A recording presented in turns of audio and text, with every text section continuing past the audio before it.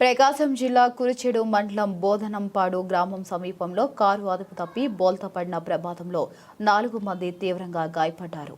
హైదరాబాద్ నుండి వెలిగండ్ల మండలం రాళ్లపల్లి సమీప గంటయ్య స్వామి గుడికి మొక్కులు తీర్చడానికి వెళ్తుండగా ఈ సంఘటన చోటు చేసుకుంది.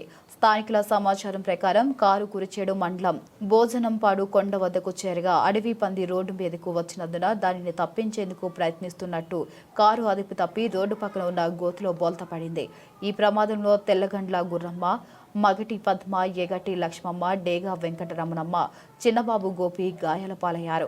స్థానికులు వెంటనే 108 ఎమర్జెన్సీ సేవలకు సమాచారం అందించగా కురిచేడు 108 సిబ్బంది పైలట్ వెంకటయ్యప్ప, ఈఎంటీ యోహాను తదితరులు వెంటనే ప్రమాద స్థలానికి చేరుకుని గాయపడ్డ వారిని దర్శి ప్రభుత్వ వైద్యశాలకు తరలించారు. అక్కడి ప్రాథమిక చికిత్స అనంతరం మరింత మెరుగైన వైద్యం కోసం వీరిని నర్సరావుపేటకు తరలించారు. ప్రమాదంలో గాయపడిన వారు నకరికల్లు మండలం నరసింగపాడు గ్రామానికి చెందినవారు. కానీ ఉపాధి కారణంగా ప్రస్తుతం హైదరాబాద్లో నివాసం ఉంటున్నట్లు కుటుంబ సభ్యులు తెలిపారు.